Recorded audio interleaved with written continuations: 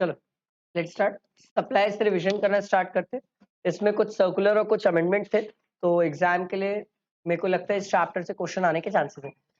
बड़े क्वेश्चन का एक पॉइंट बनेगा इस चैप्टर से, या तो अलग से एक सर्कुलर से क्वेश्चन बन सकता है, ठीक है, बट चांसेस है कि बड़े क्वेश्चन का ही पार्ट बने। ये चैप्टर का रिलेवेंस है, अच्छा खासा रिलेवेंस है। बड़े क्वेश्चन में जनरली इस चैप्टर से पूछा जाता है, ठीक है, बट इजी है चैप्टर। ये चैप्टर इतना टिपिकल नहीं है, इजी है, आराम से पढ़ा जा सकता है, आराम से इससे क्वेश्चंस बनते हैं। Let's start. देखो सर सबसे पहले इन्होंने गुड्स को डिफाइन किया। Goods means every kind of movable property other than money और सिक्योरिटी। मनी और सिक्योरिटी बाहर है sir, but sir actionable claim को हम इंक्लूड करते हैं सर गुड्स की डेफिनेशन में। अब जब हम पढ़ते हैं तो हमें हर चीजें कनेक्ट करनी चाहिए। सर एक्शनेबल क्लेम गुड्स की डेफिनेशन में, but sir actionable claim schedule 3 में, but sir other than specified actionable claim, मतलब स्पेसिफाइड एक्शनेबल क्लेम जो है वो अभी भी टैक्सेबल है सर, ठीक है, ऐसे कनेक्ट करके पढ़ना चाहिए। फिर growing crops, grass, things attached to forming part of the land which are agreed to be served before supply और under a contract of supply, इसको गुड्स की डेफिनेशन में हम इंक्लूड करते हैं, ठीक है। ये मैंने आपको रेगुलर क्लासेस में एग्जांपल दिया था सर, कि जो आलू वगैरह उगता है ये सब चीजें भी गुड्स की डेफिनेशन में आती है। टैक्सेबल सप्लाई क्या होता है सर? जिसपे जीएसटी की बातें होती है। Taxable territory India including Jammu and Kashmir. Supplier कौन होता है सर? ऐसा कोई भी पर्सन जो गुड्स और सर्विसेज सप्लाई कर रहा है या उसका एजेंट भी हो सकता है, उसका एजेंट भी हो सकता है। सर इस वर्ड पे ना अमेंडमेंट है, और अमेंडमेंट फाइनल वालों के लिए। अब उसको इंटर के लिए नोटिफाई इन लोग नहीं किया है, फाइनल में मैंने पढ़ाया है, इंटर में नोटिफाई नहीं किया इन्होंने। तो वैसे तो हम पूरा मैंडेट पढ़ रहे, बट कुछ चीजें स्टैट्यूटरी अपडेट से क्लियर होती है सर, जो इंस्टीट्यूट का स्टैट्यूटरी अपडेट आता है। तो एज सच अभी तो मैं आपको बता रहा हूं कि सर यही है सप्लायर, बट अगर स्टैट्यूटरी अपडेट में इंस्टीट्यूट ने कुछ नया बताया तो फिर वो हम उसमें अलग से कवर करेंगे, बाकी नहीं तो यही है सप्लायर जो हमने पढ़ा है सर, ठीक है।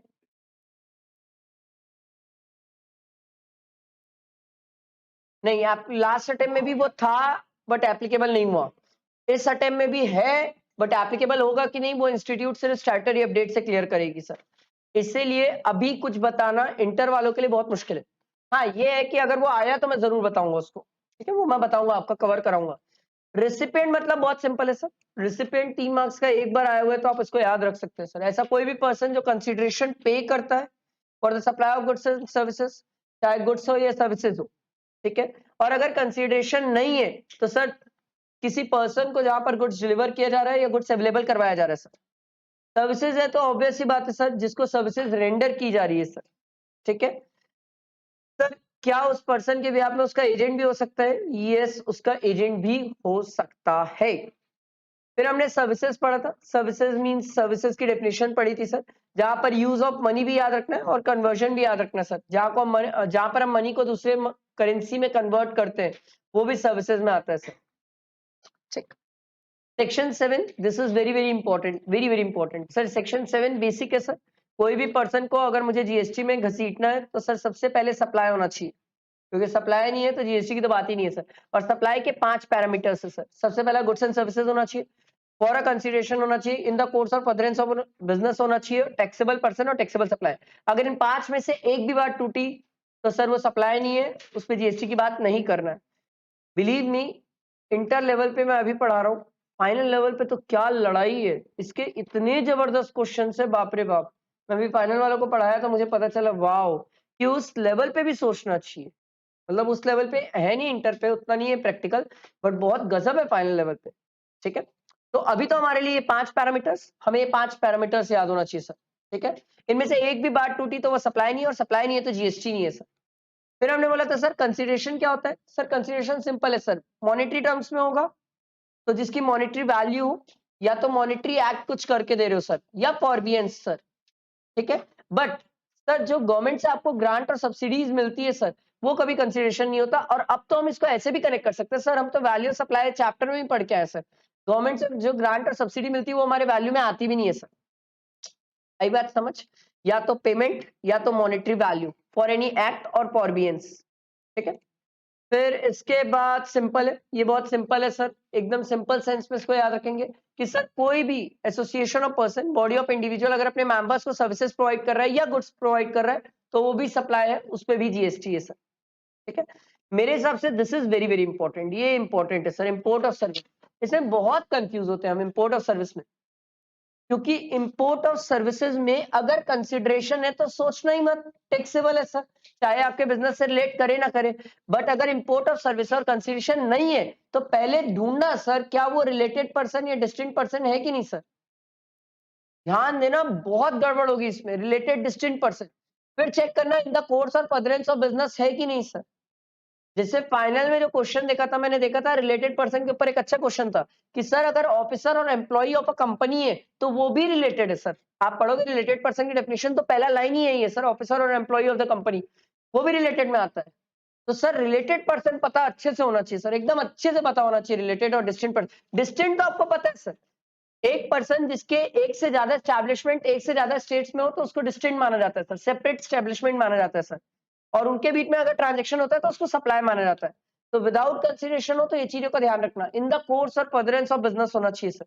अगर बिजनेस से रिलेट नहीं करेगा तो वो इंपोर्ट ऑफ सर्विस टैक्सेबल भी नहीं होता, अगर विदाउट कंसिडरेशन है तो। विद कंसिडरेशन है, चाहे आपके बिजनेस से रिलेट करे ना करे, टैक्सेबल है सर। आई बात समझ, बैठा दिमाग में। इंपोर्ट ऑफ सर्विस है, विदाउट कंसिडरेशन है, रिलेटेड और डिस्टिंक्ट पर्सन भी नहीं है, ना इन the course of furtherance of business है तो नॉन टैक्सेबल है। ये नहीं याद आएगा, ये कई बार आप भूल जाओगे क्योंकि बहुत छोटी सी बात है।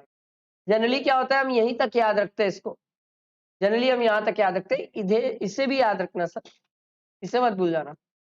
ठीक है, शेड्यूल 1 के तो ट्रांजेक्शन याद होना चाहिए, इंस्टीट्यूट स्ट्रेट फॉरवर्ड ट्रांजेक्शन ही लिखने बोल देती 4 मार्क्स का, तो याद ही होना चाहिए सर। सबसे पहला तैयार है permanent transfer disposal of business asset where ITC has been availed on such asset, जहां पर आप आईटीसी ले रहे हो सर। अगर मैं आईटीसी नहीं ले रहा तो शेड्यूल 1 में, शेड्यूल 1 याद है ना सर, विदाउट कंसीडरेशन, तो सर फिर नहीं आएगा। अच्छा, मैं आईटीसी ले सकता था फिर भी नहीं ले रहा हूं तो भी नहीं आएगा सर। सेक्शन 17(5) पे ब्लॉक है तो भी नहीं आएगा। अरे समझ, थोड़ा ध्यान देना। ठीक, फिर हमने बोला था सर सप्लाई ऑफ गुड्स और सर्विसेज और बोथ बिटवीन रिलेटेड और डिस्टिंक्ट पर्सन, इसमें ध्यान रखना। स्टॉक ट्रांसफर, ब्रांच ट्रांसफर, ठीक है, एक पर्सन जिसकी एस्टैब्लिशमेंट एक से ज्यादा स्टेट्स में, उसको ध्यान रखना सर। ठीक है, made in the course of furtherance of business. अगला ये याद है गिफ्ट वाली कहानी, एम्प्लॉयर एम्प्लॉय के बीच में 50,000 तक चलेगा, 50,000 1 रुपए भी हुआ तो उसको सप्लाई माना जाएगा, उस पर जीएसटी है सर। हाँ, सप्लाई ऑफ गुड्स याद है, प्रिंसिपल एजेंट, आप विश्वास नहीं करोगे, अच्छा है आप लोगों के लेवल में कुछ आगे नहीं बढ़ता। हम लोग फाइनल में जब पढ़ते इसको, हम लोग एक क्लास लगी थी हमको पूरी 2.5 घंटे के प्रिंसिपल एजेंट में, इतनी गजब कनेक्टिविटी, बाप रे बाप। यहाँ schedule 1, value of supply, registration, payment, 4 जगह कनेक्ट करा था वो, तो बहुत जबरदस्त है, आपके लिए भी काम का है। आपको सिर्फ इतना याद रखना है कि सर प्रिंसिपल अगर एजेंट को सप्लाई कर रहे हैं तो एजेंट बिल किसके नाम से बनाता है, ये बहुत मैटर करता है सर। एजेंट अगर अपने नाम से आगे बिल बना के सप्लाई कर रहा है तो सर जो प्रिंसिपल और एजेंट के बीच का ट्रांजेक्शन है उसे हम सप्लाई मानते हैं सर, इस पे जीएसटी है। अगर सर प्रिंसिपल एजेंट को सप्लाई कर रहा है और एजेंट आगे सप्लाई कर रहा है बट प्रिंसिपल के नाम पे कर रहा है, तो सरकार बोलती है प्रिंसिपल एजेंट के बीच के ट्रांजेक्शन को सप्लाई नहीं मानते और उस पर जीएसटी नहीं है। तो हमें एग्जाम में ये देखना पड़ेगा बिल किसके नाम पे, एजेंट किसके नाम पे काम कर रहा है सर। ठीक है, ध्यान रहेगा, बैठा दिमाग में। एजेंट कोई भी टाइप का हो सकता है, कोई भी टाइप का एजेंट हो सकता है।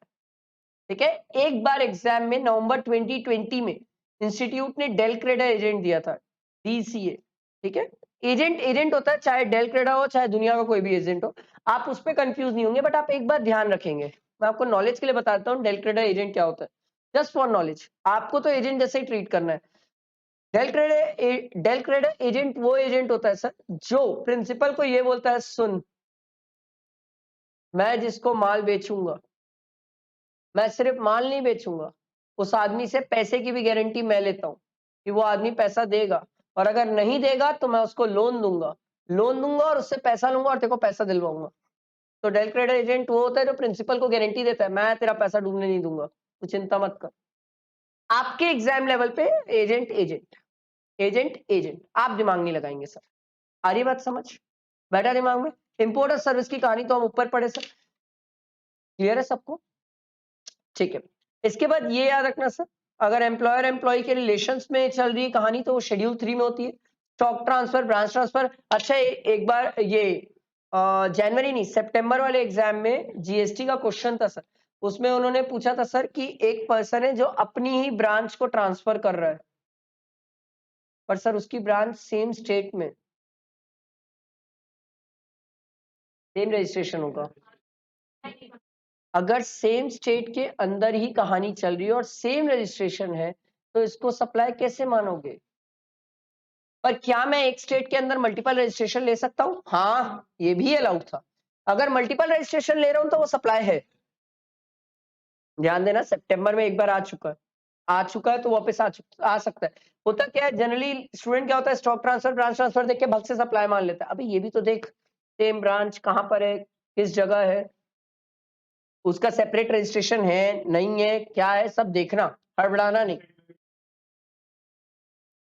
सॉरी, डिफरेंट स्टेट में सेम रजिस्ट्रेशन कभी नहीं हो सकता सर। उससे क्या फर्क पड़ता है? डिस्टेंट पर्सन ही माना जाएगा, डिस्टेंट पर्सन माना जाएगा। समझ आया? बैठा दिमाग में? शेड्यूल 2 की एक्टिविटीज पढ़े थे और ये बहुत सिंपल है, मेरे को नहीं लगता इसमें कहीं कोई फंसने वाली बात है सर। अगर कहीं पर भी टाइटल ट्रांसफर हो रहा है तो वो गुड्स है, विदाउट टाइटल आप किसी को कोई चीज यूज करने दे रहे हो तो वो सर्विसेज है सर। अगर आप टाइटल अपॉन ये वाला आया था सर अभी एग्जाम में, टाइटल अपॉन फ्यूचर पेमेंट, जब वो फ्यूचर में पेमेंट करेगा तब हम उसको ओनरशिप पास करेंगे। अरे तो भी तो सर ये गुड्स ही हुआ ना सर, सर्विसेज कैसे हुआ सर? मालिक बना रहे हो आप सामने वाले को सर। लीज, टेनेंसी, लेटिंग आउट, ये सब सर्विसेज में आना है। ट्रीटमेंट, प्रोसेस, जॉब वर्कर, सब सब सर्विसेज है सर। ठीक है, ध्यान रखना, एकदम सिंपल है।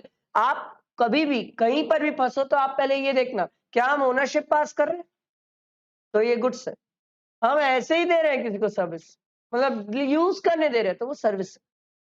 सारी बात समझ? Renting of immovable property service, ये तो मैं आपको जब एग्जामिशन वगैरह पढ़ाऊंगा ना तब बड़ा गजब कनेक्ट कराऊंगा, क्योंकि मैंने आपको याद करो, अगर थोड़ा सा याद हो तो रेगुलर क्लासेस में इसमें अमेंडमेंट पढ़ा है एकोमोडेशन सर्विसेज। ठीक है, तो वो इंपॉर्टेंट भी है, मैं आपको वहां पर कनेक्ट कराऊंगा, अभी नहीं, उस समय पे। अभी कैसे कराऊंगा? अभी कराऊंगा बहुत लंबा चल जाएगा ये, क्योंकि वो रिवर्स चार्ट से भी कनेक्ट करता है ना sir. Sir construction of complex civil structure वगैरह वगैरह सब चीजें, अगर घर अधूरा बना है और बेच दिए तो सर्विसेज है, बना के बेचोगे तो शेड्यूल 3 जिंदा है। क्या बोला, समझ आया? सर कंप्लीशन के बाद बेचोगे तो शेड्यूल 3 जिंदा है। नेगेटिव लिस्ट है सर, सप्लाई नहीं मानते, जीएसटी की बात ही नहीं है। अधूरा अगर बेचे हो सर, बना नहीं है, पूरा कंस्ट्रक्शन कंप्लीट नहीं हुआ है, तो सरकार बोलती है सर्विसेज है। समझ आया?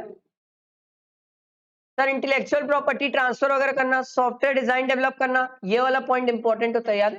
Agreeing to the obligation to refrain from an act, to tolerate an act और अ सिचुएशन, और टू डू एन एक्ट, कुछ सहना, किसी को कुछ करके देना।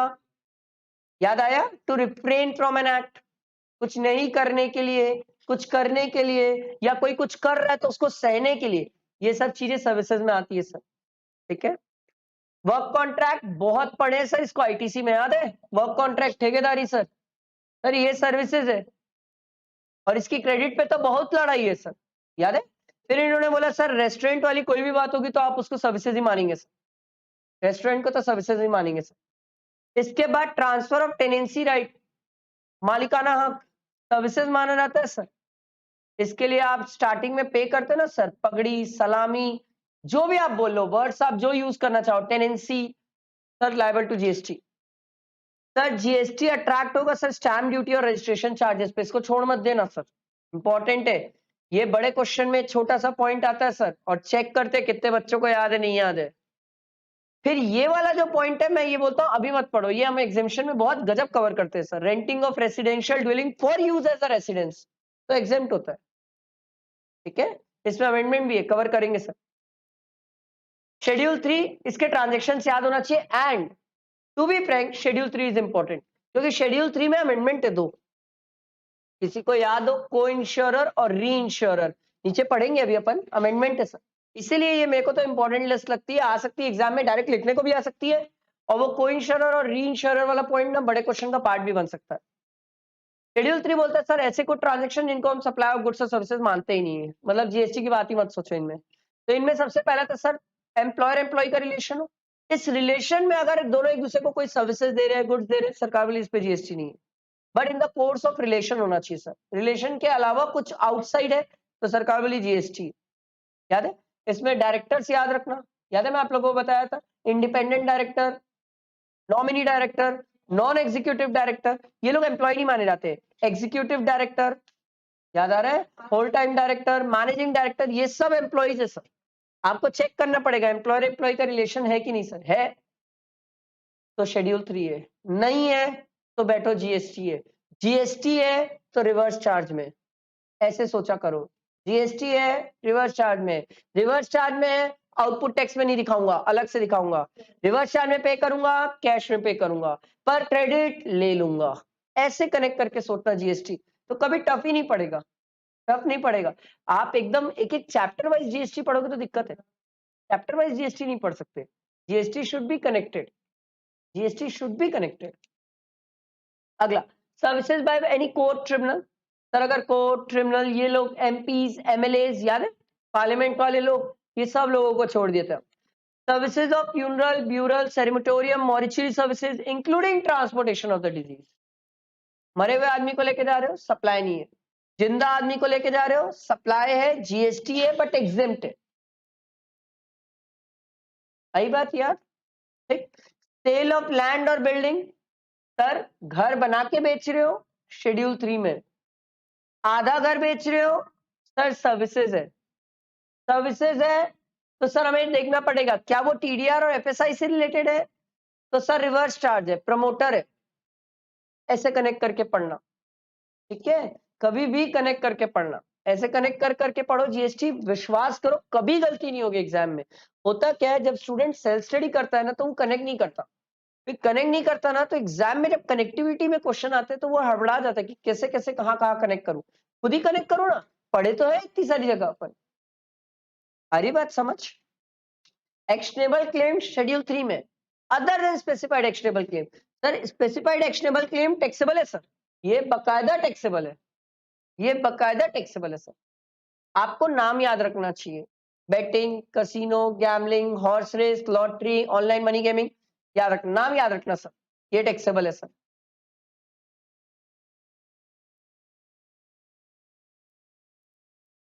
Supply of goods from a place in a non-taxable territory to another place in a non-taxable territory, ये वाला पॉइंट छोड़ देते हैं हम, पता है ये वाला पॉइंट बहुत सारे लोग हैं जो छोड़ देते हैं, बहुत लोग भूल जाते हैं इस पॉइंट को, कि एक पर्सन नॉन टैक्सेबल टेरिटरी से दूसरे पर्सन को नॉन टैक्सेबल टेरिटरी में ट्रांसफर किया, ये भूल जाते हैं सब स्टूडेंट, ये क्या होता है याद नहीं आता हमें। चलो हाँ एग्जैक्टली सर, गुड्स चाइना से खरीदे और कहीं और भेज दिए सर, इंडिया नहीं लेके आना, इंडिया लेके आया तो इंपोर्ट हो जाएगा, इंपोर्ट हुआ तो फिर जीएसटी है सर। यस सर, सीएमए वाले मेरे साथ पढ़े, उन्हें पता है सर, कस्टम ड्यूटी लग जाती है सर, कस्टम ड्यूटी में आईजीएसटी होता है सर, आईजीएसटी लग जाता है सर, ठीक है, अगर इंडिया घुस गया तो, बाहर से बाहर चलाओ, इंडिया नहीं लेके आना, तो जीएसटी की बात ही नहीं है, शेड्यूल 3 में है सर। फिर हमने 8th वाला पॉइंट पढ़ा था, याद है ये सर, कोई गुड्स वेयर हाउस में बाहर से हमने इंपोर्ट किया है, वेयर हाउस में पड़ा हुआ है, वेयर हाउस में पड़े पड़े बेच दिए सर, मैं घर नहीं लेके गया हूँ, घर ले जाऊंगा तो आईजीएसटी लग जाएगा, वो वेयर हाउस में पड़े पड़े बेच दिए, सरकार बोली शेड्यूल 3 में, मैं बोला अच्छा रास्ते में बेच दिया तो, बोले उसको हाई सी सेल बोलते हैं, जो तू रास्ते में बेच देता है, शिप से आ रहा था रास्ते में ही बेच दिया, सरकार बोली इस पे भी जीएसटी नहीं है, पर जिस दिन कोई उस गुड्स को घर लेने आएगा, घर लेके जाएगा, उस पे जीएसटी लग जाएगा सर, समझ आया, बैठा दिमाग में, अरे क्लियर हुआ सर। मान लो मैं दुबई से कोई गुड्स मंगा रहा हूँ, शिप से आ रहा है, समुद्र में था वो, रास्ते में था, और किसी सामने वाले पर्सन को पता चला कि वर्धमान सर इंपोर्ट कर रहे हो, वो आया मेरे पास, वो मेरे को बोला भैया आप इंपोर्ट कर रहे हो, मैं बोला हाँ, बोले एक काम करो ये मेरे को भेज दो, मैं बोला अबे आने तो थे, बोले नहीं ना आप अभी मेरे को भेज दो, मैं ही जाके ले लूंगा उसको, रास्ते में ही भेज दिया, हाई सी सेल। हाँ वो जाएगा डिपार्टमेंट के पास, अपन फ्री। अपने से जीएसटी की बात मत करो, क्योंकि मैं तो लाया ही नहीं हूं अभी इंडिया के अंदर, आप मुझसे जीएसटी कैसे ले लोगे? आ रही बात समझ? बैठा दिमाग में? Services supplied outside employment for a consideration, मैंने बताया था सर, आउटसाइड द एम्प्लॉयमेंट कोई भी काम करोगे उस पे जीएसटी है। अगर एम्प्लॉयमेंट के टर्म्स में कुछ काम करते हो तो उस पे जीएसटी नहीं है। सर कॉन्ट्रैक्ट बेसिस में कुछ काम करोगे टैक्सेबल है। सर कोई एम्प्लॉय, अभी जैसे यूएस में क्या हुआ, यूएस में 40,000 एम्प्लॉयज को क्या किया, प्रीमेच्योर टर्मिनेट किया है सर। तो प्रीमेच्योर टर्मिनेशन में उन्हें पैसा दिया जा रहा है कि आप छोड़ो गवर्नमेंट जॉब। तो सर इनको सरकार ने बोला सप्लाई नहीं बनाता, क्योंकि आप सैलरी में पढ़ते हो सर, रिटायरमेंट बेनिफिट्स होते हैं, वॉलंटरी रिटायरमेंट होते हैं, रिट्रेंचमेंट बेनिफिट्स होते हैं, ये सैलरी का पार्ट होता है सर, ये टैक्सेबल नहीं होता है। नॉन कंपीटिंग फीस टैक्सेबल होती है सर। ये डायरेक्टर वाली कहानी मैंने आपको बताया था सर, याद है?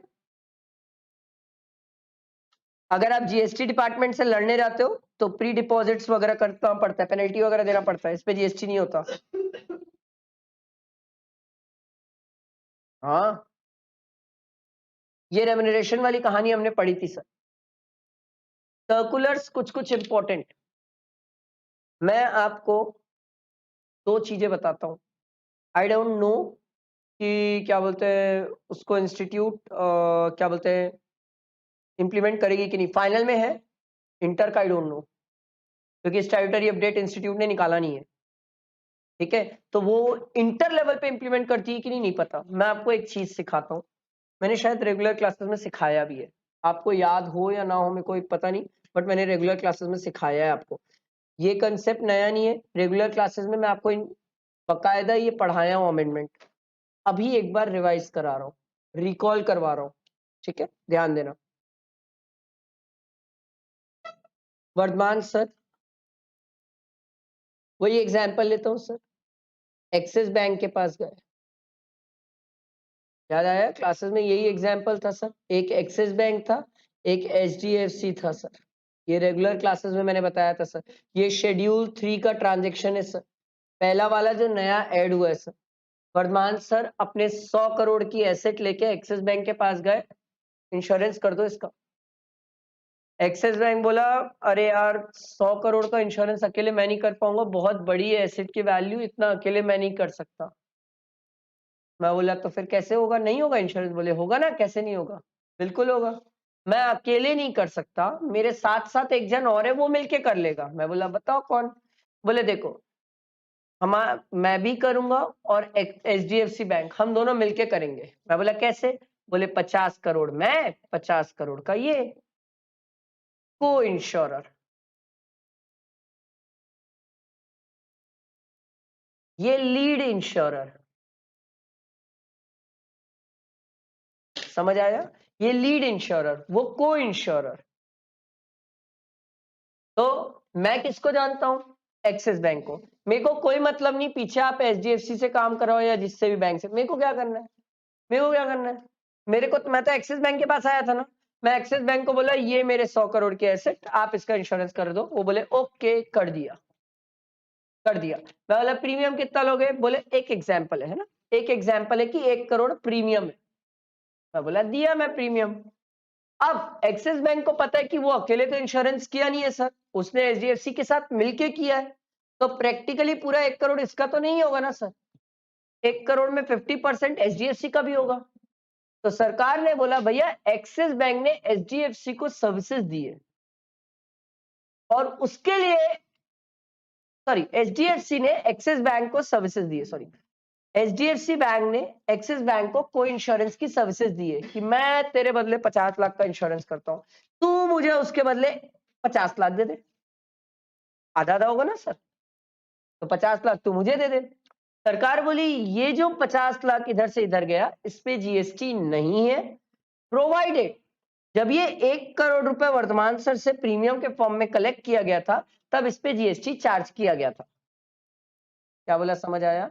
इसको बोलते हैं ग्रॉस अमाउंट, टेक्निकल वर्ड्स बता रहा हूं मैं आपको, ग्रॉस अमाउंट, समझ आया? ग्रॉस अमाउंट पे अगर जीएसटी लग चुका है तो उसके बाद जो आपने को इंश्योरर के साथ प्रीमियम जो शेयर कर रहे हो इस पे जीएसटी नहीं है, ये शेड्यूल 3 में कवर्ड है।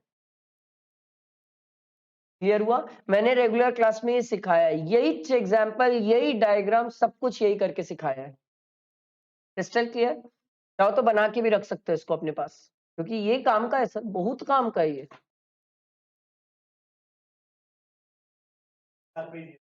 ऐसा नहीं कर सकता। हाँ,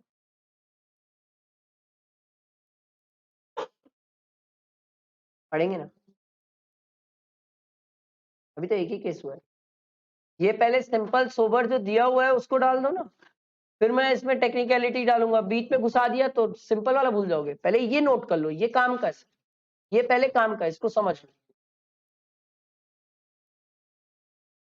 ये डायग्राम बना के रख लो। ये जहां शेड्यूल 3 और अलग जगह लिख रहे होगे ना तो लिख लेना शेड्यूल 3 का ट्रांजेक्शन है ये, मतलब नेगेटिव लिस्ट है ये, इसको सप्लाई नहीं मानते, इस पे जीएसटी नहीं है। और किसके बीच में नहीं है? एक्सिस बैंक और एचडीएफसी, है ना। वर्धमान सर और एक्सिस बैंक में जीएसटी है सर, उसको मत छोड़ देना, पागल हो के भी। इस पे जीएसटी है, इस पे जीएसटी है, इस पे जीएसटी नहीं है।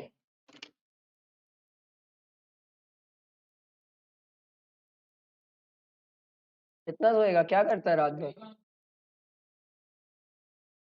तेको भी पता है तू झपकी ले रहा था, तेरी आंख बंद हो रही थी, तेको भी पता। मेरी नजरे वही तो, क्या करता रहता है रात भर?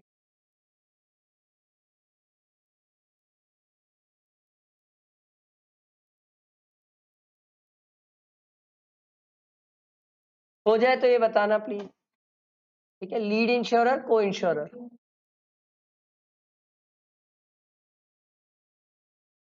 एंड फोन नहीं चलाना है।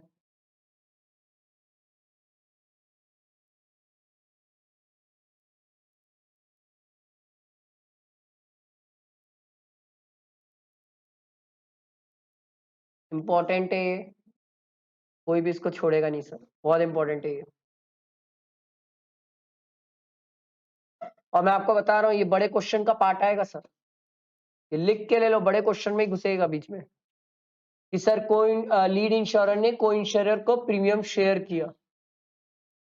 आपको ध्यान रखना है नेगेटिव लिस्ट है, छोड़ देना, कुछ नहीं करना है, क्योंकि अगर आपको ट्रीटमेंट कर दिए तो आपका आंसर गलत आ जाएगा।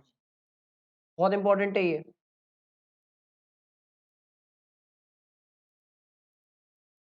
हुआ तो बताओ यार, आगे बढ़े फिर। हो गया, ये पहला केस था। एक और केस पढ़ाया था मैंने आपको रेगुलर क्लासेस में, सेकंड वाला केस। इससे तो बड़े ध्यान से देखना, इसमें बहुत कंफ्यूजिंग होगी, बहुत कंफ्यूजन होगी आपको, और ये भी बड़े क्वेश्चन का ही पार्ट बनेगा, ध्यान देना। सर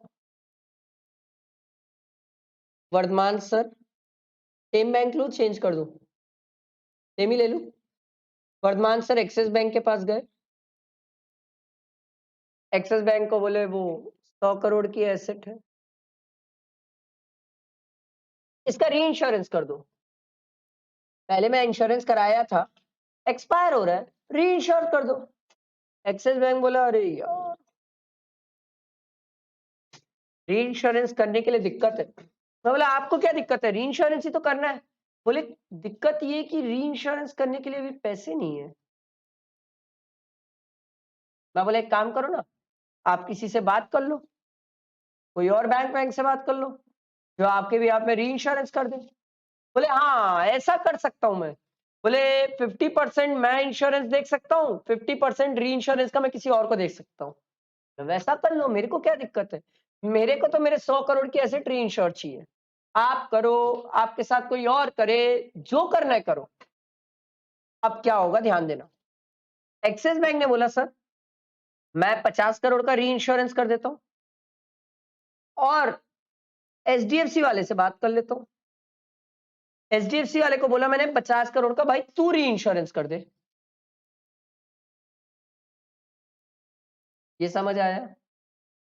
अब क्या हुआ, बहुत ध्यान से सुनना। अब हुआ ये कि practically axis bank HDFC bank के लिए धंधा लेके आया है, और कोई आदमी अपने धंधे का किसी को कोई चीज देगा तो क्या उससे पैसा लेगा? ऑब्वियसली लेगा। भैया क्लाइंट दिया है, क्लाइंट दिया है भाई, तो प्रीमियम खाएगा एचडीएफसी। समझ रहे हो कि नहीं? वर्धमान सर से जो एक्सिस बैंक वाले को प्रीमियम मिला होगा, वो प्रीमियम का कुछ हिस्सा तो एचडीएफसी वाले के पास भी जाने वाला है। तो प्रैक्टिकली एचडीएफसी प्रीमियम खाएगा, पर धंधा तो मैं लाके दिया ना, क्लाइंट तो मैं लाके दिया ना, तो मुझे कुछ तो मिलना चाहिए। तो मैं एचडीएफसी को बोला, देख तेरे को क्लाइंट लाके दिया, तेरे को धंधा लाके दिया, तू मुझे कमीशन दे। फ्री में कोई क्यों किसी के लिए कुछ करेगा, तू मुझे कमीशन दे। एचडीएफसी वाले ने बोला ठीक है भैया, मैं आपको री इंश्योरेंस कमीशन दे देता हूं या सीडिंग कमीशन दे देता हूं। दोनों में से कोई भी वर्ड एग्जाम में यूज हो सकता है, री इंश्योरेंस कमीशन या सीडिंग कमीशन, कुछ भी यूज हो सकता है, दोनों वर्ड का मतलब सेम है। मैं बोला नहीं समझ आया, क्या बोल रहे हो? बोले एक्सिस बैंक ने बोला मैं तेरे लिए कस्टमर लेके आया हूं, ठीक है, अब मैं तेरे लिए कस्टमर लेके आया तो मैं तेरे से कुछ तो लूंगा। अब ये जो कुछ लूंगा इसको बोलते री इंश्योरेंस कमीशन या सीडिंग कमीशन। समझ आया? तो एचडीएफसी बैंक एक्सिस बैंक को री इंश्योरेंस कमीशन पे करेगा।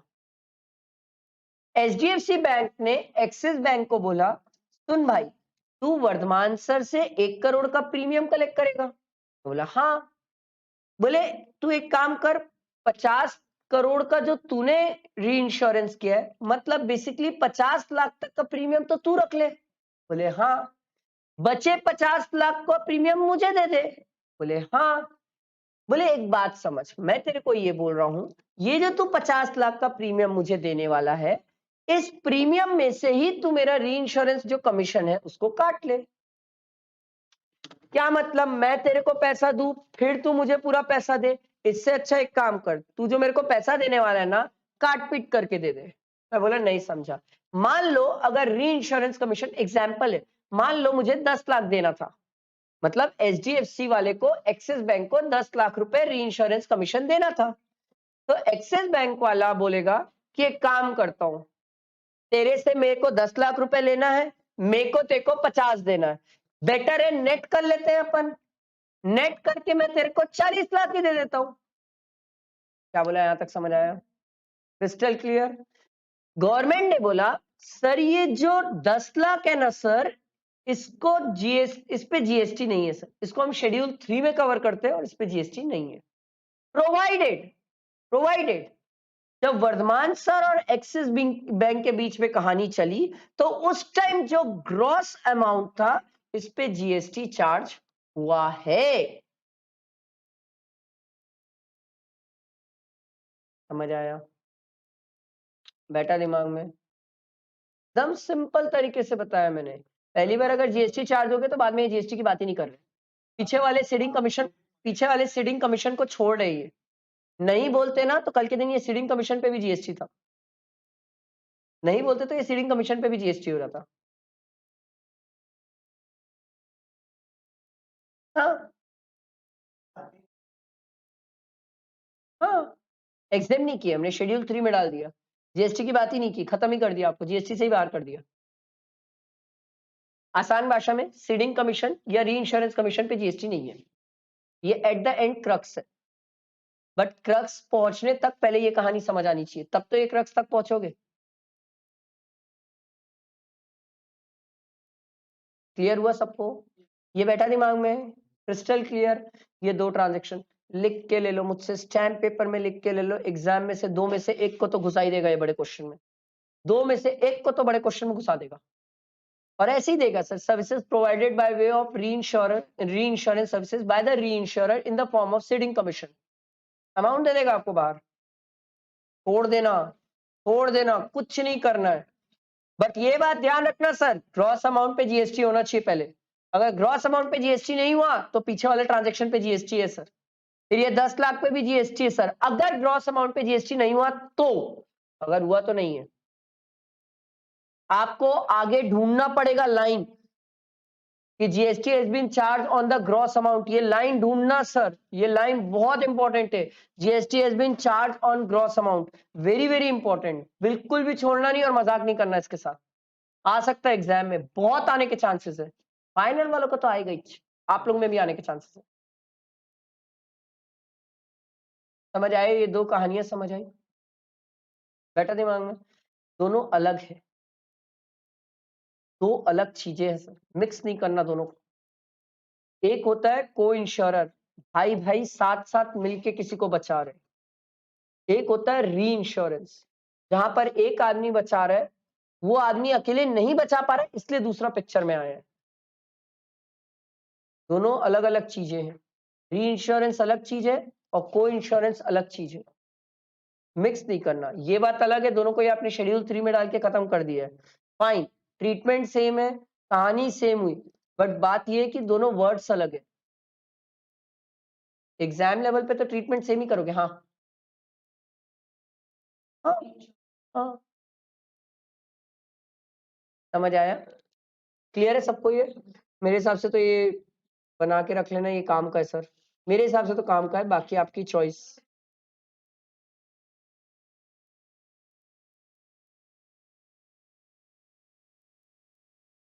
जी सर,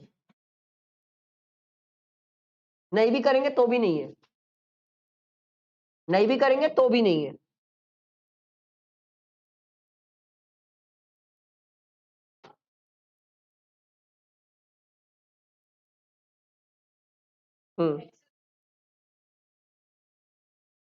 जितना अमाउंट वो कोई इंश्योरर को दे रहा है, तो पर एक्सिस बैंक को कैसे छोड़ देंगे?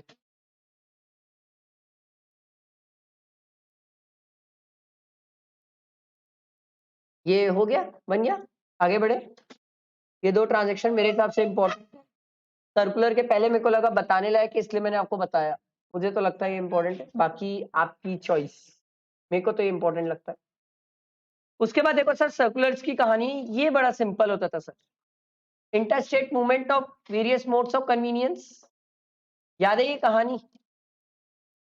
सर ट्रक सामान लेके जा रहा है, सामान पे जीएसटी है, ट्रक के मूवमेंट पे जीएसटी नहीं है सर, पर अगर ट्रक को आप रिपेयर पर्पस के लिए ले जाओगे तो फिर तो बैठो सर, फिर जीएसटी है ना सर, फिर जीएसटी है। याद आया? Same is the case with aircraft वाली बात थी। ये प्रिंटिंग कॉन्ट्रैक्ट्स थे, ये बड़ा प्यारा है sir, printing contracts.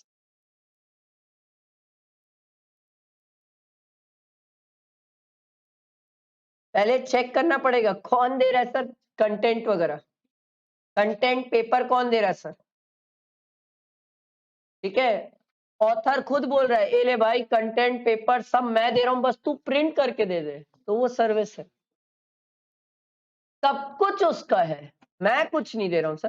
Supply of printed envelopes, letter card etcetera using design supplied by the recipient, design मैंने दिया, बाकी वो सब कुछ कर रहा है, तो वो सप्लाई ऑफ गुड्स है, ये ध्यान रखना सर, सिर्फ डिजाइन मैंने दिया है, प्रिंटिंग वो कर रहा है, मटेरियल उसका है, सब कुछ उसका है। हाँ हाँ, वो सप्लाई ऑफ गुड्स है, क्योंकि पेपर उसका है, प्रिंटिंग उसकी है, सब मैं तो सिर्फ कंटेंट देता। समझ आया? फिर सर अगर जॉइंट वेंचर अपने मेंबर्स को सर्विसेज देते हैं तो उसको सप्लाई माना जाता है, जीएसटी है। मेंबर्स जॉइंट वेंचर को दे रहे हैं तो उसे भी सप्लाई माना जाता है, जॉइंट वेंचर को दे रहे हैं तो भी सप्लाई, उस पर जीएसटी माना जाता है। बट सर अगर जॉइंट वेंचर अपने मेंबर को सिर्फ, या मेंबर अपने जॉइंट वेंचर को सिर्फ कैश कॉल्स चल रहा है, मनी चल रहा है, money mayor flow of money है सर, तो उस पर जीएसटी नहीं है सर, ठीक है? इसके बाद याद है अपन ये वाला पढ़े थे, priority sector lending certificate, agriculture वाला, जिसमें आपको एग्रीकल्चर डिपार्टमेंट को 30% देना था लोन, आप नहीं दिए, आप 20 ही दिए, तो आप दूसरी बैंक से प्रायोरिटी सेक्टर लेंडिंग सर्टिफिकेट ले लेते हो, सरकार बोले इसको सप्लाई ऑफ गुड्स मानते हैं सर हम, इसमें जीएसटी की बातें हैं। याद है रीट्रेडिंग ऑफ टायर्स, सर घसे हुए टायर है उसको रीमोल्ड कर रहे हो सर, टायर आपका नहीं है, किसी और से टायर लेके आप रीमोल्ड कर रहे हो, तो वो सर्विस है, आप ही रीमोल्डेड टायर बेचते हो, तो वो सप्लाई ऑफ गुड्स है सर। समझ आया? अगला जीएसटी ऑन पेमेंट ऑफ होनारियम, याद है गेस्ट टैंकर्स आते हैं सर, उनको होनारियम्स वगैरह पे करते हैं अपन, सरकार वाली, इस पे जीएसटी है sir. Supply of land after levelling, laying down of drainage line, याद है पाइपलाइंस वगैरह ड्रेनेज सिस्टम वगैरह डेवलप करके दे रहे हो, किसी मैंने आपको रेगुलर क्लासेस में सिखाया था, बिल्डर्स करके देते सर, लेबल करके देते आपकी जमीन वगैरह को, सरकार बोली इस पे जीएसटी नहीं है। परक्विजिट्स वगैरह है सर, अगर इन द कोर्स ऑफ एम्प्लॉयमेंट, मतलब आप एक एम्प्लॉय को घर दे रहे हो, गाड़ी दे रहे हो, इन द कोर्स ऑफ एम्प्लॉयमेंट, सरकार बोली इस पे जीएसटी नहीं है। Supply of food and beverages eight cinema hall, ये याद रखना, supply and food and beverages eight cinema hall, इसको रेस्टोरेंट सर्विसेज मानते हैं, और अगर रेस्टोरेंट मानते हैं तो मैं इसमें कंपोजिशन स्कीम ले सकता हूँ, चाहूं तो ले सकता हूँ। याद आ रही है बातें? ऐसे कनेक्ट करना कि सर मैं रेस्टोरेंट वाला हूँ, कंपोजिशन स्कीम ले सकता हूँ, पर सर अगर मैं वो रेस्टोरेंट वाला हूँ जो ई कॉमर्स ऑपरेटर के थ्रू चलता हूँ, तो e commerce operator reverse charge में जीएसटी पे करता है। सर अगर मेरा रेस्टोरेंट ऐसा है जिसकी एक यूनिट की वैल्यू 7500 से ज्यादा है, सर मैं बड़ा आदमी हूँ, मैं फॉरवर्ड चार्ज में देता हूँ। ऐसे याद रखना कनेक्ट करके, तो मजा आएगा जीएसटी में। ऐसी कनेक्टिविटी होनी चाहिए। एग्जाम तो आपको ऐसे ही देना है, आधा थोड़ी कनेक्ट करोगे। नो क्लेम बोनस, मैं अभी अपनी गाड़ी का री इंश्योरेंस कराया परसों ही, नो क्लेम बोनस मिला, साल भर गाड़ी का कोई क्लेम ही नहीं किया, तो सर नो क्लेम बोनस 20% मिला, तो 20% जो नो क्लेम बोनस मिला उस पे जीएसटी नहीं है सर। मतलब मेरा इंश्योरेंस 20,000 का था, उसमें 20% नो क्लेम बोनस, 3,000 रुपए नो क्लेम बोनस मिला मेरे को, मेरे ऊपर जो जीएसटी लगा है वो 17,000 पे जीएसटी लगा है सर। हाँ हाँ, तो 16 पे लगा, 16 नहीं 16 था, 16 में फिर वो जीएसटी लगाए थे तो 17,000 कुछ आया था, 16 पे जीएसटी लगा था। अब ये वाली कहानी थी, ये सर्कुलर लेटेस्ट था, ये हम बहुत अच्छे से क्लास में समझे थे। किसी को याद है ये सर्कुलर?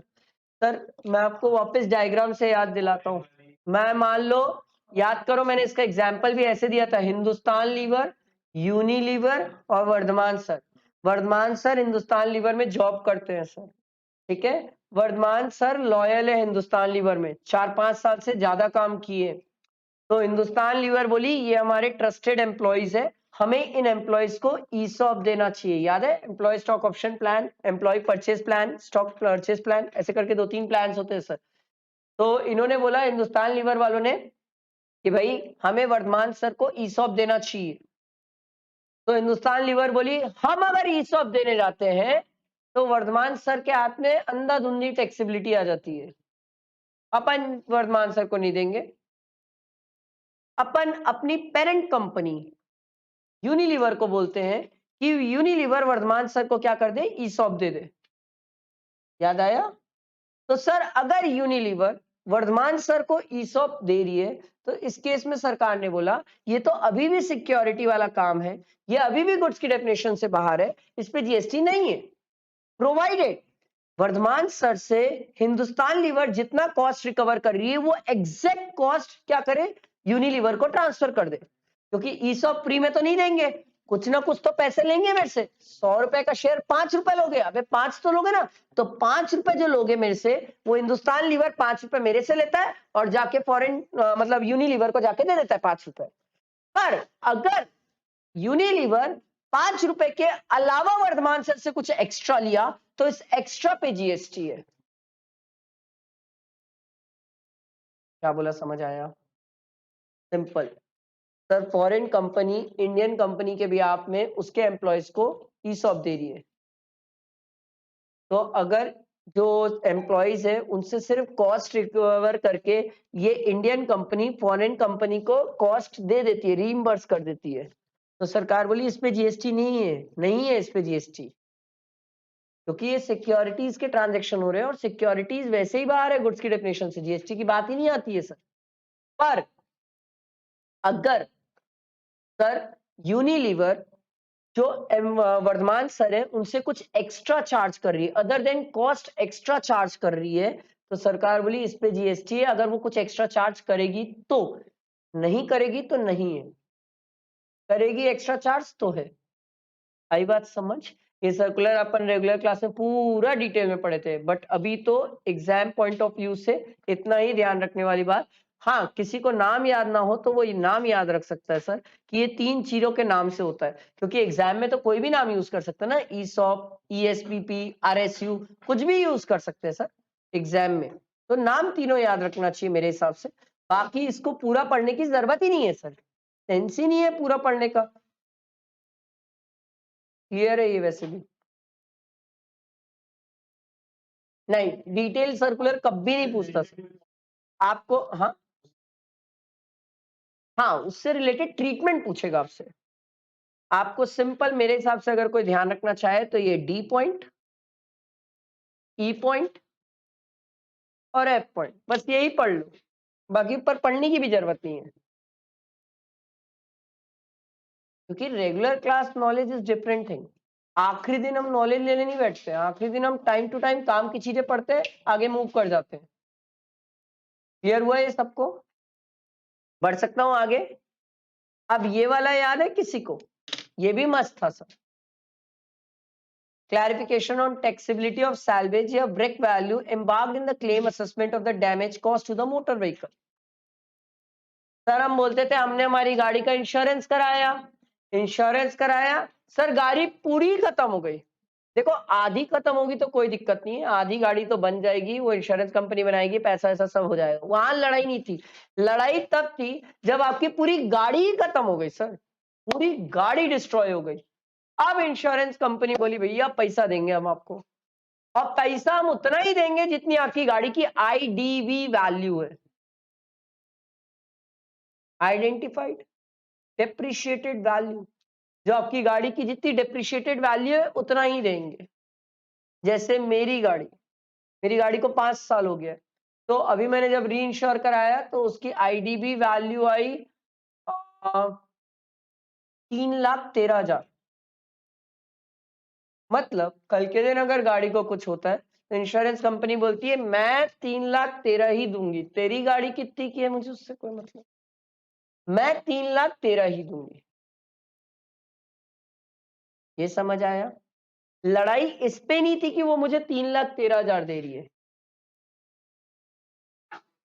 बात इस पे होती थी, वो मेरे को ये बोलती थी पूरा 3,13,000 नहीं दूंगी। तो बोला क्यों?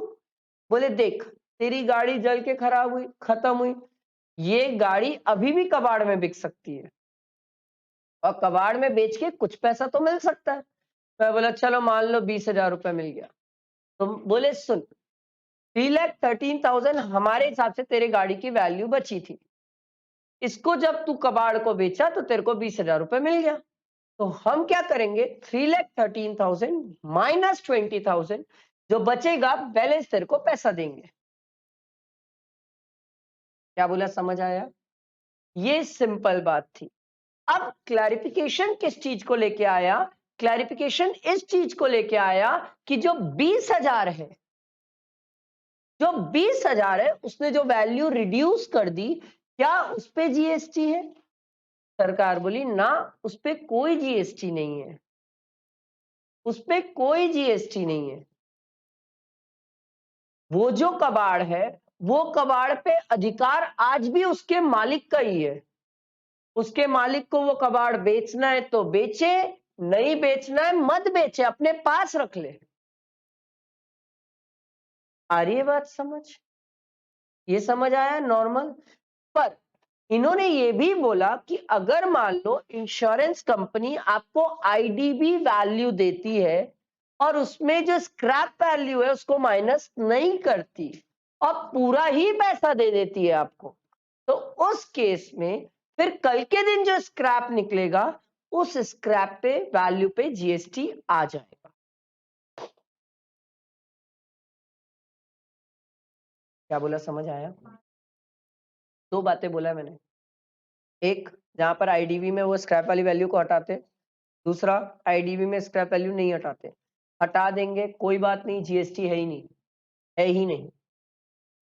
नहीं हटाते, आईडीवी वैल्यू पूरा ही रीइंबर्स कर रहे हैं, स्क्रैप वैल्यू नहीं हटा रहे हैं, सरकार बोली बैठो जीएसटी है, क्योंकि ये एडिशनल बेनिफिट पास हुआ है सर। मतलब किससे पास हुआ? बोले इंश्योरेंस कंपनी से। मैं बोला किसको? इंश्योर्ड को, वर्धमान सर को। मतलब कैसे फायदा हुआ? बोले एक बात समझ, एक तो पूरी गाड़ी की आईडीवी वैल्यू मिल गई, प्लस कल के दिन वर्धमान सर स्क्रैप में निकालेंगे इसको तो उसका पैसा अलग मिलेगा, तो वर्धमान सर का तो फायदा हो गया ना सर। सरकार बोली फायदा जीएसटी। फायदा जीएसटी। क्या बोला, समझ आया? 2 बातें समझ आई? अरे क्लियर हुआ सबको? एग्जाम में ध्यान देना, ये सर्कुलर सब ना बड़े क्वेश्चंस के पार्ट बनेंगे सर। ये कंपनी इंश्योरेंस का आईडीवी वैल्यू दे रही है आफ्टर डिडक्टिंग स्क्रैप वैल्यू, ऐसे ही तो लिख के देगा sir, after deducting scrap value. छोड़ देना, छोड़ देना सर, उस पे जीएसटी की बात ही मत करना, उस पे जीएसटी की बात मत करना, बैंड बजा दोगे नहीं तो आप। और अगर लिख दिया कि company is reimbursing full IDV value, full IDV value and not deducting scrap value या जो भी सैल्वेज वैल्यू बोलो या स्क्रैप वैल्यू बोलो, तो उस केस में जितनी उसकी स्क्रैप वैल्यू या सैल्वेज वैल्यू बचेगी उस पे जीएसटी है, ध्यान रखना। सारी बात समझ, ये सर्कुलर वही काम आएंगे सर, ये सर्कुलर सब वही काम आएंगे सर। ये लिखा हुआ है जो मैंने आपको समझाया था।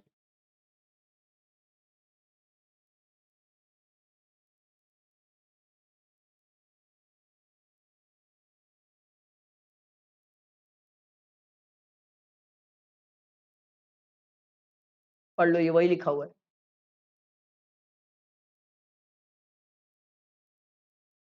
पढ़ो पढ़ो पढ़ो, मैं आप ही लोगों के लिए रोक के रखा हूँ सर, ये तो मैं तो समझा चुका हूँ, पढ़ो।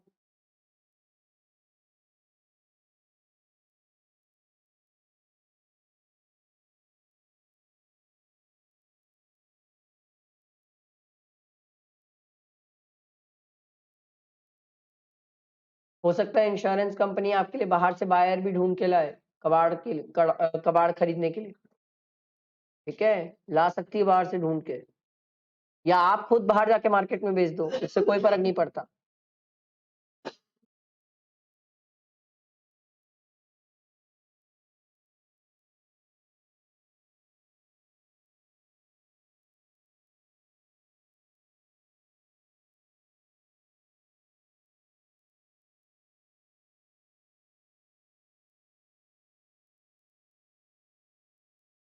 देखो, पढ़ो पढ़ो पढ़ो, इसमें लिखा हुआ है जब पूरा पैसा देते हैं, पूरा पैसा, full IDV without deduction of salvage और ब्रेक, डिडक्ट ही नहीं कर रहे हैं,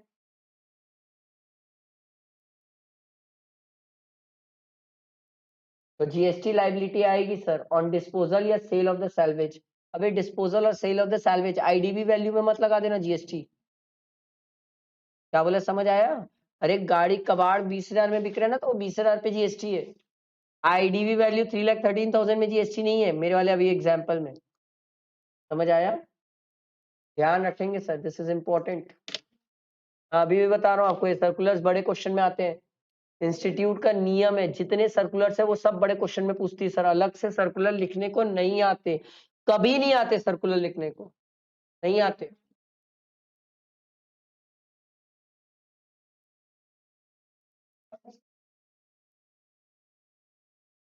नहीं है जीएसटी,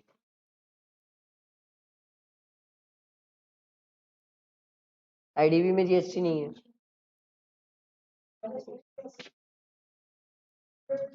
नहीं, स्क्रैप वैल्यू पे जीएसटी, आईडीवी में कभी जीएसटी नहीं है। हुआ, सबको समझ आया? बढ़े आगे, ध्यान रखना सर, मैं आपको इसलिए बता रहा हूँ, हिस्ट्री प्रूवन है, जब जब नए सर्कुलर आए हैं तब तब बड़े क्वेश्चन का पार्ट बने सर, जब जब सर्कुलर नए आए वो बड़े क्वेश्चन का पार्ट होते हैं, अलग से नहीं आता सर्कुलर लिखने को। पागल हो जाएगा कोई आदमी ऐसे सर्कुलर लिख के, ट्रीटमेंट कर सकता है, सर्कुलर लिख नहीं सकता कोई उसका, ठीक है। फिर ये लिक्विडेटेड डैमेजेस कंपनसेशन और पेनल्टी वगैरह कहाँ आनी थी, याद है ये agreeing to refrain from an act, to tolerate an act और a situation, to do an act और अ सिचुएशन। याद है, मैंने आपको हमेशा से एक बात सिखाई, जो भी चीज ग्रीन कलर में वो अमेंडमेंट होता है सर, हमेशा याद रखना, ठीक है। तो सर कहानी ये थी सर, इसमें हम बहुत अच्छे से पढ़े थे sir, agreeing to refrain from an act, to tolerate an act और a situation, to do an act और अ सिचुएशन, याद है ये। इसमें नॉन कंपीटिंग फीस, किसी को बोलना कि हाँ ठीक है मैं घर अपना ऊपर तक नहीं बनाऊंगा, दुकान के सामने ठेला लगाने दे देना, याद आया। इसमें बहुत सारे एग्जाम्पल्स पढ़े थे सर, बहुत सारे एग्जाम्पल पढ़े थे, बहुत सारे, कि आप स्कूल आवर में हल्ला नहीं करोगे, रील्स नहीं बनाओगे, परेशान नहीं करोगे, याद आया। बहुत सारे एग्जाम्पल पढ़ाया था मैं इसमें, बहुत सारे। ठीक है, तो ये सब चीजों को सप्लाई मानते नहीं मानते? सप्लाई ऑफ सर्विसेज मानते नहीं मानते? मानते हैं सर, सप्लाई ऑफ सर्विसेज मानते हैं, और इनमें अगर कंसीडरेशन है तो जीएसटी है सर। अब वो कंसीडरेशन देखना पड़ेगा, क्वेश्चन में बताएगा नहीं बताएगा, ठीक है। अच्छा, इसके बाद ये सब चीजें, इसके बाद ये सब चीजें थी, ये सब sir to tolerate an act और सिचुएशन वाली बातें थी sir, to refrain from an act, to do an act, but sir इनमें जीएसटी नहीं था sir. Liquidated damages, cheque dishonour हो जाना, पेनल्टी पे करना सर, या फिर बॉन्ड अमाउंट रिकवर करना, लेट पेमेंट चार्जेस, फिक्स ये पावर जनरेटिंग वाले फिक्स चार्जेस कलेक्ट करते हैं, कैंसलेशन चार्जेस नहीं है, इनको सप्लाई नहीं मानते, इनमें जीएसटी नहीं है। पर एक बात याद रखना, ये वाले पॉइंट को ध्यान रखना थोड़ा सा, अगर लिक्विडेटेड डैमेजेस या पेनल्टी के लिए अलग से कॉन्ट्रैक्ट बनाया तो उसको सप्लाई मानेंगे और उस पर जीएसटी है। उदय पढ़ चाहता है रिकॉर्डिंग में कुछ बोल दूं, पूरा समाज पूरी दुनिया सुनेगी, ठीक है। हाँ, साहू समाज सुनेगा भाई, तू देख ले, ठीक है। चलो, समझ आ रहा है, बैठा है दिमाग में? ध्यान रखना सर, अगर लिक्विडेटेड डैमेजेस या पेनल्टीज के लिए अलग से कॉन्ट्रैक्ट होगा तो उसे सप्लाई माना जाता है, उस पर जीएसटी है। बट अगर लिक्विडेटेड डैमेजेस या पेनल्टी पहले से कॉन्ट्रैक्ट में मेंशन्ड है तो उस पर सप्लाई नहीं माना जाता, उस पर जीएसटी नहीं है। ध्यान रखना, आपको एग्जाम में पहचानना होगा कि लिक्विडेटेड डैमेजेस कॉन्ट्रैक्ट का फॉर्मिंग पार्ट है कि नहीं है, पहचानना। जब आया था ना नवंबर 2020 में, तब होश उड़ गए थे लोगों के सोचने में, क्योंकि लिक्विडेटेड डैमेजेस सप्लाई नहीं माना जाता सर। और अभी भी मैं चैलेंज कर रहा हूं, अगर वो क्वेश्चन दे दिया तो आप गलत ट्रीटमेंट करके आओगे, क्योंकि लैंग्वेज ही वैसी होती है, बहुत इंपॉर्टेंट है। इसके बाद हम और आगे बढ़े थे, कहानी सिंपल थी सर, ये तो कंपोजिट और मिक्स तो मेरे ख्याल से क्रिस्टल क्लियर है, इस पे तो डाउट नहीं होगा सर। कंपोजिट नेचुरली बंडल्ड है सर, प्रिंसिपल रेट लगेगा सर। मिक्स सप्लाई सर क्या होता है? आर्टिफिशियली बंडल्ड होता है सर, ये जबरदस्ती हो रहा है सर। क्या सिंगल प्राइस चार्ज की जाती है? Very very important sir, single price charge की जाती है, बहुत इंपॉर्टेंट है ये, single price, not naturally bundled sir. अलग अलग भी बेच सकते हैं सर, तो इस केस में हाईएस्ट रेट ऑफ टैक्स हो जाता है। समझ आया? बैठा दिमाग में? इसके क्वेश्चंस कर लेते हैं।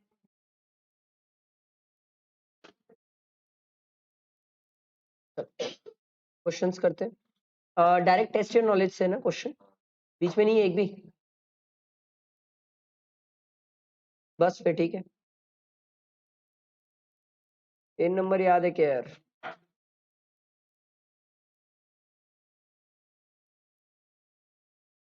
पढ़ो पढ़ो अच्छे से पढ़ो, अल्लाह नहीं।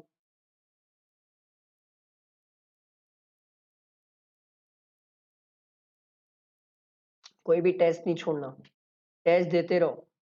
नहीं नहीं नहीं नहीं, वो भी नहीं, कुछ नहीं होगा।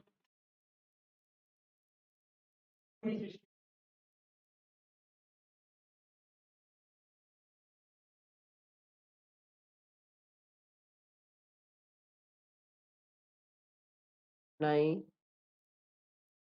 अच्छे से सब पढ़ना स्टार्ट करो। जो लोग जीएसटी पढ़ ले, उनसे एक रिक्वेस्ट है कि ये जो इंस्टीट्यूट के बीच मैट में जो बीच के क्वेश्चंस होते हैं, ट्राई किया करो, this are very good question, very good question. बस सब लेवल पे कंसेप्ट क्लैरिटी होती है, ट्राई करना, अच्छे क्वेश्चन। नहीं बनेगा तो मैं बताऊंगा, बट ट्राई करना, पहले खुद का पूरा दिमाग लगाना। और पूरा दिमाग मतलब इट डजंट मीन कि आप क्वेश्चन पढ़े, ट्राई किए, नहीं बना, छोड़ दिए। सर क्वेश्चन में सब कुछ ट्राई कर लेता है, ऐसा नहीं होता है सर। अच्छे क्वेश्चंस होते हैं, यू शुड ट्राई दिस, आपके दिमाग की कंसेप्ट क्लैरिटी बहुत अच्छी होती है। ये रहा क्वेश्चंस, आओ क्वेश्चंस देखते हैं हम।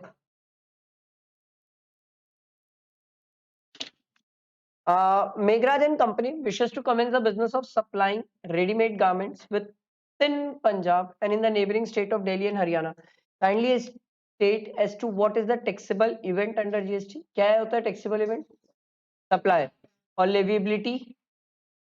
सर पंजाब के अंदर है तो CGST और SGST, और अगर दिल्ली गए तो IGST। नहीं नहीं नहीं, UTGST नहीं। Damodar Private Limited, registered in Delhi, is planning to transfer some goods to its branch registered in West Bengal, Delhi, West Bengal, without any consideration, so that the goods can be sold from the branch. The company believes that the transaction that will be undertaken by it would not qualify as supply, as no consideration is involved. Ascertain whether the transfer of supply of goods by the Damodar Private Limited to its branch would qualify as supply. अच्छा एक बात बताओ, अगर मान लो मेरे को यही answer exam में लिखना रहा, कैसे स्टार्ट करूंगा? मेरे को ही पता सर, क्या लगता है सप्लाई है कि नहीं है? इसमें ये कोई रॉकेट साइंस नहीं है। लिखोगे कैसे? स्टार्ट बताओ कैसे लिखोगे? ठीक है, ऐसे लिखना sir, as per section 7 read with schedule 1, ऐसे लिखना। ठीक है, इसीलिए जीएसटी में इनडायरेक्टली आप सेक्शंस याद करोगे ही, इनडायरेक्टली ना करो तो कैसे लिखोगे? लिख ही नहीं पाओगे। शेड्यूल 1 3 मेंशन ही नहीं कर पाओगे, और 1 और 3 अगर मेंशन नहीं करोगे तो फिर कैसे होगा? तो इनडायरेक्टली करना पड़ता है। अगर आप यहाँ पर as per the provision of CGST लिख दिए ना, अच्छा रिप्रेजेंट नहीं करेगा, वो आपके मार्क्स कहीं ना कहीं काट देंगे। भले ही बोलते हैं कि हम सेक्शन शेड्यूल्स में मार्क्स नहीं काटते, बट वो काट देंगे। तो आपका लिखने का तरीका बहुत मैटर करता है। दूसरी बात हमेशा याद रखना, जब भी थ्योरी क्वेश्चन में जब मुझसे पूछता है sir ascertain whether the transfer of goods by the Damodar Private Limited to the its branch would qualify as supply, तो मैं लास्ट में एक लाइन हमेशा कंक्लूजन की लिखूंगा और उसको बॉक्स में डाल दूंगा कि इन केस अगर एग्जामिनर के पास टाइम नहीं है पूरा प्रोविजन और कुछ पढ़ने का, तो मेरी लास्ट वाली लाइन पढ़े और उसके बेसिस पे मार्क्स दे। मैं फाउंडेशन में भी जब लॉ पढ़ाता हूँ तब भी ये चीज सिखाता हूँ, आप अलग से रिप्रेजेंट कर दो, तो इन केस अगर उसके पास टाइम शॉर्टेज है तो वो आखिरी कीवर्ड की लाइन पढ़ के मुझे मार्क्स दे दे। अंडरलाइन करने की आदत रखना सर थ्योरी क्वेश्चन में, इसलिए बता रहा हूँ जीएसटी में थ्योरी ज्यादा होती है sir as compare to income tax. Income tax में थ्योरी नहीं है, जीएसटी में थ्योरी बहुत ज्यादा है सर। ठीक है, ये चीज का ध्यान रखना। आंसर इजी है, आंसर की बात नहीं है।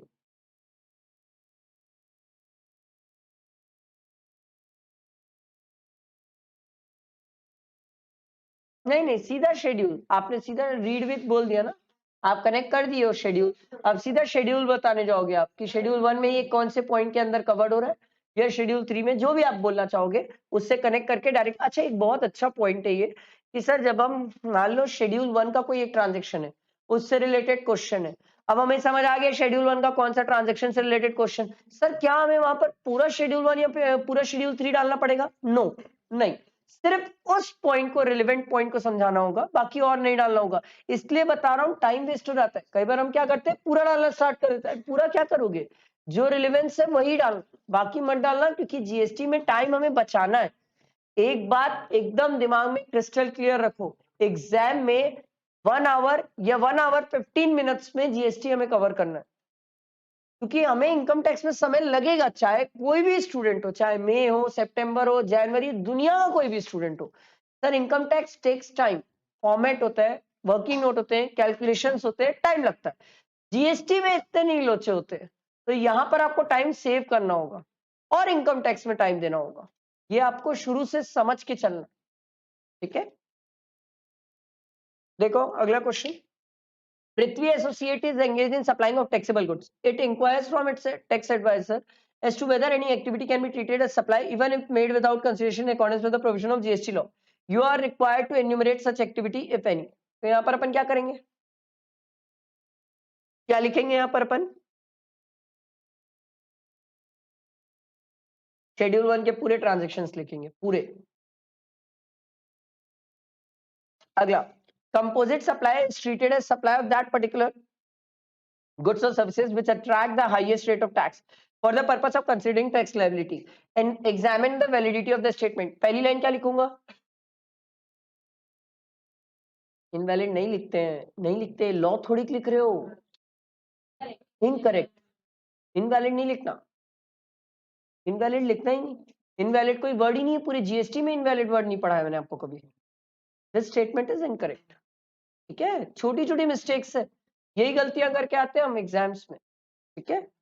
अगला देखो, ट्रांसफर ऑफ टाइटल और and or possession is necessary for transaction to constitute supply of goods. This statement is true. अच्छा, एक अच्छी आदत सिखाता हूं, अगर कर सको तो ये अच्छा है। जब भी आप कोई लिखे हो कि कोई स्टेटमेंट ट्रू है, करेक्ट है, इनकरेक्ट है, फॉल्स है, जो भी ऐसा कुछ लिख रहे हो, हमेशा इसको एक लाइन में लिखना, उसके बाद एक लाइन छोड़ देना, उसके बाद रीजन लिखना। बहुत अच्छा रिप्रेजेंट करता है। इसी को तो बोलते हैं प्रेजेंटेशन। और क्या है प्रेजेंटेशन? प्रेजेंटेशन कोई अलग सी चमत्कार चीज नहीं है। आप कभी इंस्टीट्यूट मैट के कभी कोई क्वेश्चन और उसके आंसर देखना, बहुत प्यारा प्रेजेंट करते हो। आप बोलोगे सर ये तो कंप्यूटराइज्ड है, ठीक है, अपन उतनी अच्छी राइटिंग नहीं बना सकते, तो कोई दिक्कत थोड़ी कि सर प्रेजेंटेशन तो वैसा रख सकते हैं अपन, मार्क्स कवर करते हैं ना सर जहां हो सके। अगला, examine whether the following activity would amount to supply under section 7, read with schedule 1। बताओ भाई ये सप्लाई है कि नहीं। तो लेगा manufacturer have a factory in depot, sorry, factory in Delhi and a depot in Mumbai. Both the establishment are registered in respective state. Finished goods are sent from factory in Delhi to the Mumbai depot without consideration so that the same can be sold from the depot. बोलो भाई, supply है कि नहीं है?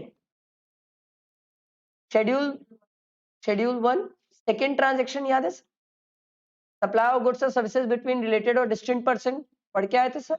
ये है कि नहीं सप्लाई? है ना सर, भले ही विदाउट कंसिडरेशन है।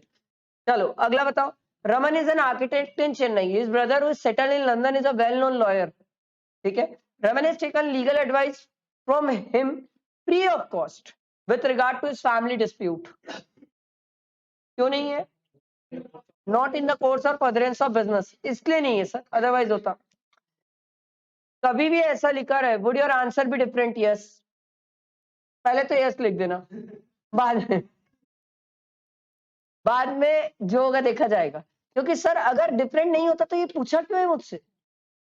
सर 95% ऑफ द केसेस में यस ही होने वाला है सर, आंसर डिफरेंट है तब तो उससे मेरे से मेहनत कराएगा, तब तो मार्क्स है सर।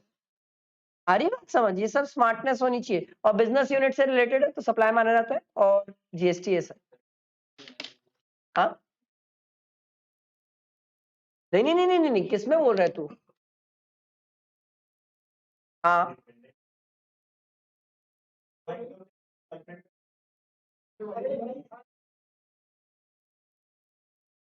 ओनली और मेनली डिपेंडेंट होना चाहिए। वहां का वेल नोन लॉयर है, यहाँ पर कैसे पता डिपेंडेंट है कि नहीं है? अरे समझ, ठीक है। डिपेंडेंसी आपको एज्यूम करना पड़ता है, ओनली और मेनली डिपेंडेंट है वहां पर, ब्रदर सिस्टर पेरेंट्स ओनली और मेनली डिपेंडेंट होना चाहिए। स्पाउस और चिल्ड्रन के लिए डिपेंडेंसी की बात नहीं है, ठीक है। फैमिली मतलब वहां पर उन्होंने डिफाइन किया रिलेटिव में, ठीक है। अगर इसका क्वेश्चन देखना है ना सर, तो इसका क्वेश्चन मैं आपको बता रहा हूँ, इसमें तो कोई अमेंडमेंट नहीं है। लास्ट टाइम मैंने ना इसका एमसीक्यू और केस सिनेरियो डाला है, मतलब लास्ट अटेम्प्ट वाले लोगों के लिए, उसको जाके देखो। इसमें भी लिया था मैं ये बोल रहा हूँ, अगर देखना है ना तो वो क्वेश्चन जाके देखो, जहां जो अमेंडमेंट नहीं हुआ उसको देख सकते हो। बहुत अच्छे क्वेश्चन है वो, बहुत प्यारे क्वेश्चन है वो। इतनी छोटी छोटी बारीकी वाली पॉइंट को उन्होंने उस छोटे से एमसीक्यू और केस सिनेरियोज में कवर किया है, जो कई बार आप एग्जाम टाइम में इग्नोर कर देते हो, ठीक है। State whether the following supplies would be treated as supply of goods और सर्विसेज एज पर शेड्यूल 2। तो ये तो बहुत इजी होने वाला है सर। बताओ, renting of email property, yes और नो नहीं बताना है, सप्लाई ऑफ गुड्स और सर्विसेज। वाह वाह वाह गुरुजी वाह। Goods forming part of the business asset are transferred or disposed of by under direction of person carrying on the business as no longer form part of those assets. ये service goods, transfer of title in goods. हाँ, आधे लोग ध्यान ही नहीं दे रहे, transfer of right in goods है, title transfer ही नहीं किए सलाई को। Transfer a title in goods under an agreement which stipulate that property shall pass at the future date. Goods. Supply of goods to a customer free of cost is covered under Schedule 1.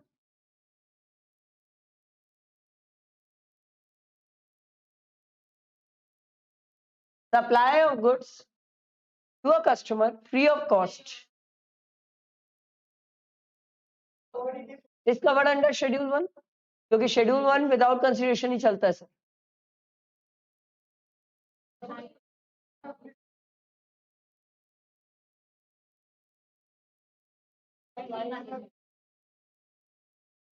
मैं तो पूछ रहा हूँ permanent transfer disposal. अबे मैं तेरे को अपनी दुकान से अपना एसी ही बेचा हूँ साले, बिजनेस एसेट है वो। अबे तेरी तो मेरा पर्सनल यूज के लिए आया, मैं तू कस्टमर है, मैं तेरे को बेचा, मेरा कहां से आ गया? क्यों? परमानेंट ट्रांसफर और डिस्पोजल ऑफ बिजनेस एसेट बेच तो दिया तेरे को। नहीं ऐसी कोई बात ही नहीं है, कस्टमर आईटीसी लेता ही नहीं है सर। बात ही करता हूँ बात ही करता हूँ। आप जहाँ से खरीद के लाए फाड़ में जाए उससे कोई मतलब नहीं है सर, मैं आगे जो बेच रहा हूँ उस पे सिंपल सी बात है सर। इसको सप्लाई मानते हैं कि नहीं मानते? नहीं मानते सर। इस पे जीएसटी की बात ही नहीं है सर, फ्री ऑफ कॉस्ट दिया आपने और कस्टमर आईटीसी लेगा ही नहीं सर। मैं पीछे क्या करके आया उससे आपको क्या करना है? आ रही है बात समझ? छोटा सा पॉइंट था। और पता है ये क्वेश्चन लिटरली जबरदस्त, बहुत सड़ा सा है, मतलब एकदम ज्यादा ही बेसिक पे उतर के पूछ दिया था। मई 24 में आया था, सॉरी मई 23 में। अपरी वाली हरकत अच्छा हुआ मैं रिकॉर्डिंग है, नहीं तो अभी तो बहुत कुछ सुनती फ्लो में। ठीक है, तो सर क्या बोलते हैं, ये मई 23 में आया था और मतलब इतना ज्यादा बेसिक हो गया था जीएसटी का कि बच्चे इस लेवल पे पड़े हुए थे, तो किसी को दिमाग में नहीं सूझा कि इतना बेसिक लेवल पे भी सोचना था। अरे फ्री ऑफ कॉस्ट किसी को कुछ दोगे तो वो तो वैसे ही जीएसटी में नहीं है, और कस्टमर आईटीसी लेगा कैसे? लोगों ने इसको शेड्यूल 1 में ट्रीट करके आया था, क्योंकि आदत है ना परमानेंट ट्रांसफर और disposal of business asset without any consideration. Sir schedule 1 में कवर हो जाता है, बट उसमें आईटीसी भी तो लिखा हुआ है ना। बहुत अच्छा छोटा सा पॉइंट है। Determine whether the following supply would be treated as supply of goods और सर्विसेज एज पर शेड्यूल 2। बताते जाओ फटाफट, बताओ। गुड्स की service, service next next goods. The goods supplied on hire purchase basis would be treated as supply of services. क्या लगता है sir?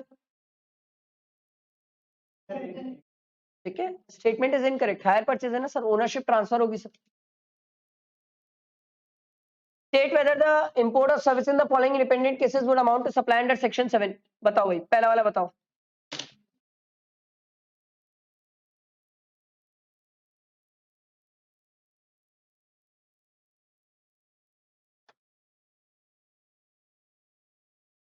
बोलो सर, मतलब सप्लाई है कि नहीं है सर? है ना सर। नेक्स्ट वाला बोलो, याद रखना इस बार ब्रदर है। ये देख, ब्रदर का केस आया तो डिपेंडेंसी दिया, क्योंकि अगर ब्रदर होता और यहाँ पर होली इंडिपेंडेंट हो जाता ना, पढ़ते ही क्यों फिर वो रिलेटेड की कैटेगरी से ही बाहर हो जाता। नहीं पहले सेकंड तो बताओ, सेकंड क्या है? नहीं है सप्लाई, क्यों? इन the course of furtherance of business नहीं है। नेक्स्ट, क्या बिजनेस से रिलेट करता है? यस, ये सप्लाई है। अगला देखो, Dumdum electronics have sold the following electronics to Akbar retail store. Sir क्या ये सब चीजें अलग से बिक सकती है? हाँ sir. Dumdum electronics has issued a single invoice indicating price of each of the above item separately in the same. ठीक है, Akbar retail store has given a single cheque of 1 lakh for all the item as a compounded discounted price. State the type of supply. Composite की mixed?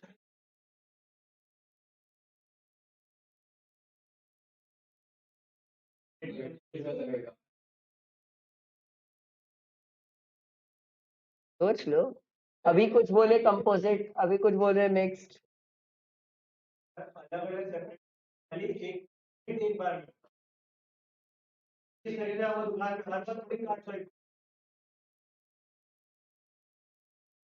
बताओ भाई, composite के mixed?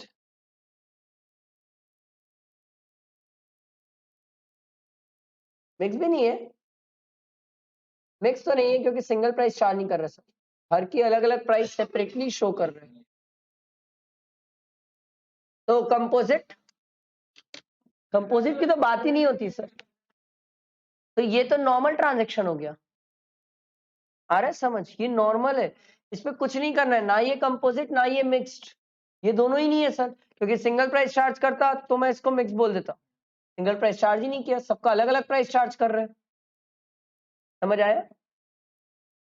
अगला देखो, Manikaran, a registered supplier of Delhi has supplied 20,000 packets at ₹30 each to Mukhija gift shop in Punjab.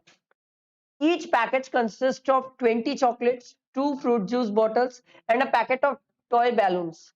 Determine the rate of GST applicable. बताओ भाई, mix की composite? ये मिक्स है, क्यों?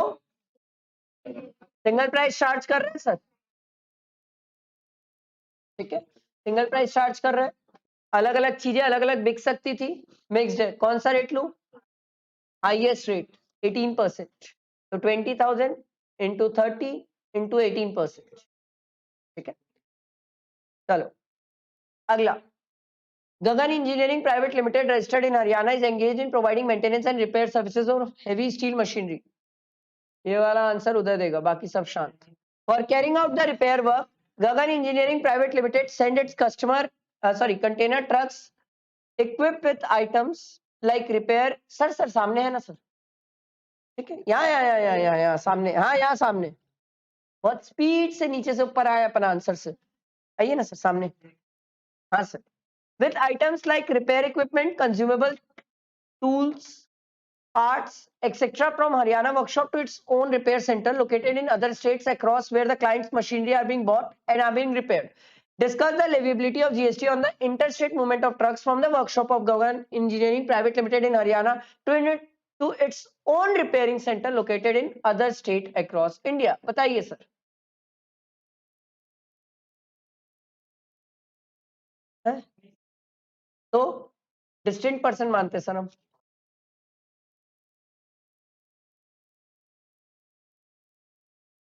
जल्दी बता, जल्दी जल्दी सर, अदर स्टेट से तो डिस्टिंक्ट पर्सन ही है, मैं आपको लिख के दे रहा हूँ, अदर स्टेट है मतलब डिस्टिंक्ट ही होता है।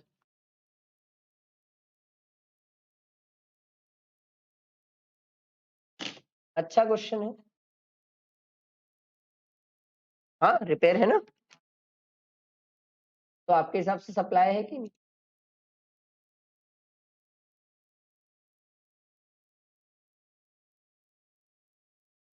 क्यों?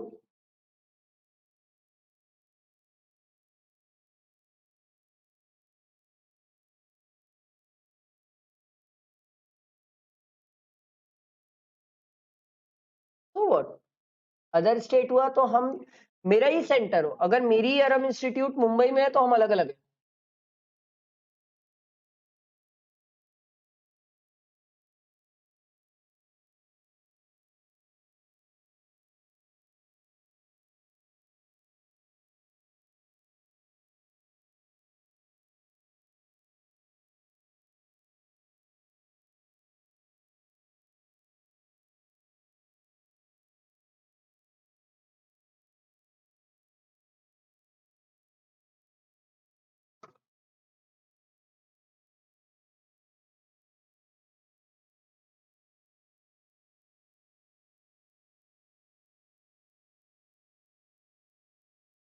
बोलो सर जी, इतना देर लगाओगे तो हो गया।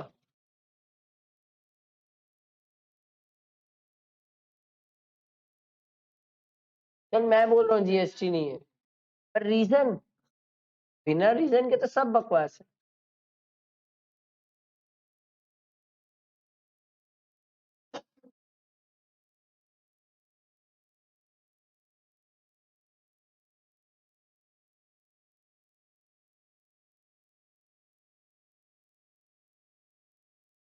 सर सिंपल सी बात है, inter state movement of trucks है सर,